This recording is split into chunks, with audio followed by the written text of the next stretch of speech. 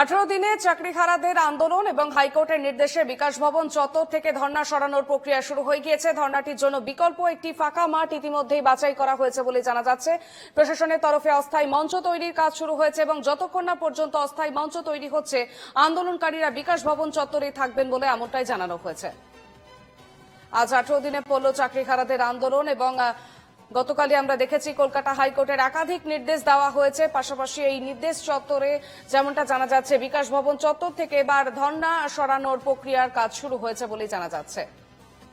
ধর্ণার জন্য বিকল্প একটি ফাঁকা মাঠ ইতিমধ্যেই বাছাই করা হয়েছে এবং আদালতের তরফ থেকে সেন্ট্রাল পার্কের কথা ঘোষণা করা হয়েছিল এবং সেখান থেকেই ফাঁকা মাঠ ইতিমধ্যেই বাছাই করেছেন তারা। পাশাপাশি প্রশাসনের তরফে একটি অস্থায়ী মঞ্চ তৈরির কাজ শুরু হয়েছে।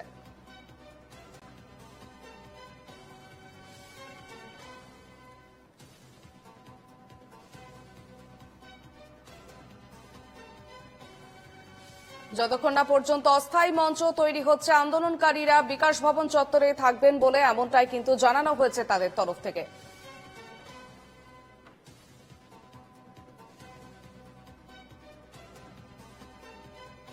আজ 18 দিনে পড়ল চাকরিহারাদের আন্দোলন এবং পাশাপাশি যেমনটা জানা যাচ্ছে আন্দোলনকারীদের জন্য তাঁবু, জল এবং শৌচাগারেরও ব্যবস্থা করে দেবে রাজ্য। পাশাপাশি প্রশাসনের তরফ থেকে একটি অস্থায়ী মঞ্চ তৈরি করে দেওয়া হয়েছে। তবে যতক্ষণ না পর্যন্ত সেই অস্থায়ী মঞ্চের কাজ শেষ হচ্ছে ততক্ষণ পর্যন্ত তারা বিকাশ ভবন চত্বরেই থাকবে এমনটাই কিন্তু জানা যাচ্ছে।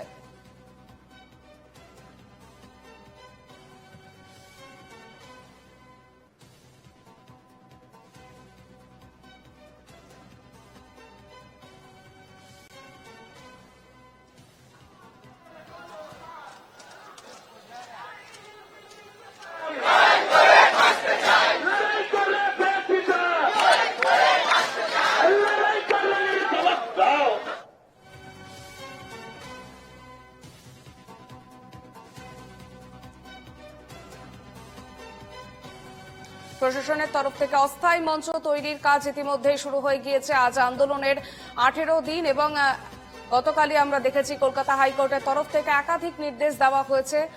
ধর্ণার জন্য একটি বিকল্প মাঠ ইতিমধ্যেই ফাঁকা করার জন্য তৈরি হচ্ছে এবং বাছাই করা হয়েছে বলে জানা যাচ্ছে। এদিকে প্রশাসনের তরফে অস্থায়ী মঞ্চ তৈরির কাজও শুরু হয়ে গিয়েছে।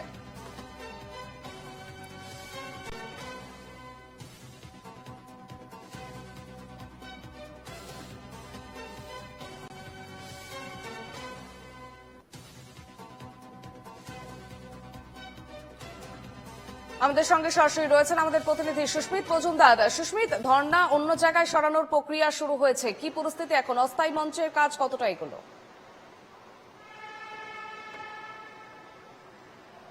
দেখো অর্পিতা, এই ঘটনা অর্থাৎ এই আদালতের যে নির্দেশনামা কালকে আসে এবং কালকে রাত্রিবেলায় পুলিশ প্রশাসন এবং যারা এই আন্দোলনের নেতৃত্ব দিচ্ছেন তারা প্রত্যেকে গিয়ে সেন্ট্রাল পার্ক এলাকায় বিভিন্ন জায়গা পরিদর্শন করেন, যে জায়গাটা তাদের জন্য ঠিক হবে বলে মনে করেছেন উভয় পক্ষ, এবং সেই জায়গাটা বেছে নেওয়া হয়েছে এবং সেই জায়গার আর কিছু প্রক্রিয়া আছে যে তাদের জন্য স্থায়ী অস্থায়ী মঞ্চ যেখানে তৈরি করা হবে, সেখানে প্যান্ডেল করা হবে, অস্থায়ী মঞ্চ করা হবে, বায়ো টয়লেট অর্থাৎ তৈরি করে দেওয়া হবে, শৌচাগারের ব্যবস্থা যেমন করা হবে পানীয় জলেরও ব্যবস্থা করা হবে।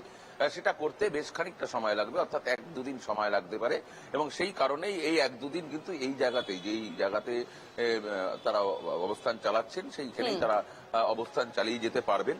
প্রশাসনকে তারা সহযোগিতা যেমনভাবে করছেন প্রশাসনও কিন্তু এই জায়গাতে তাদেরকে কোনো রকম বাধা দেবেন না, তার কারণ এই 2-3 দিন যতদিন সময় লাগবে অস্থায়ী মঞ্চ তৈরি করতে সেন্ট্রাল পার্কে ততদিন করবেন। যদিও আজকে শনিবার এবং আগামীকাল রবিবার, আর এই 2 দিন তেমন একটা চাপ নেই, বিকাশ ভবন বন্ধ রয়েছে। অর্থাৎ মূল যেটা সমস্যার কারণ দেখিয়ে আদালতে আর্জি জানানো হয়েছিল যে এই রাস্তা, যে রাস্তার উপরে আমি এখন দাঁড়িয়ে রয়েছি, আমার ভিডিও জার্নালিস্টকে আরো একবার দেখাতে বলবো যে এই রাস্তাই হচ্ছে বিকাশ ভবন ঢোকার মেন রাস্তা।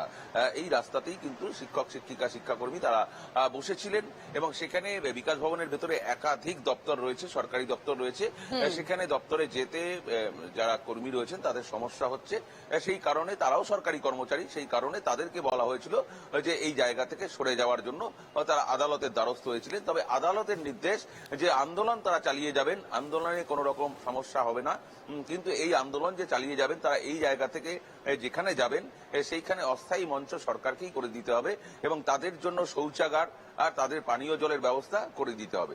যদিও সেই শৌচাগার এবং পানীয় জলের ব্যবস্থা এগুলো করতে খানিকটা সময় লাগবে।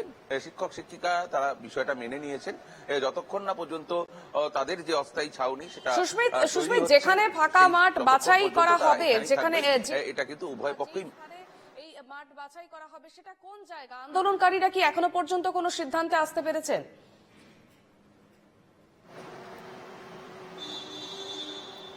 দেখো, আন্দোলনকারী যারা রয়েছেন তারা কিন্তু সরকারের সমস্ত সিদ্ধান্ত তারা মেনে নিয়েছেন এবং তারা, যেমনটা তোমাকে আগেও বললাম, গতকাল রাত্রেই তারা সেই জায়গায় গিয়েছিলেন, গিয়ে পরিদর্শন করে এসেছেন এবং উভয়ের সম্মতিতেই সেই জায়গা বেছে নেওয়া হয়েছে এবং সেই ডেকোরেটরসকে ইতিমধ্যে খবর দেওয়া হয়েছে।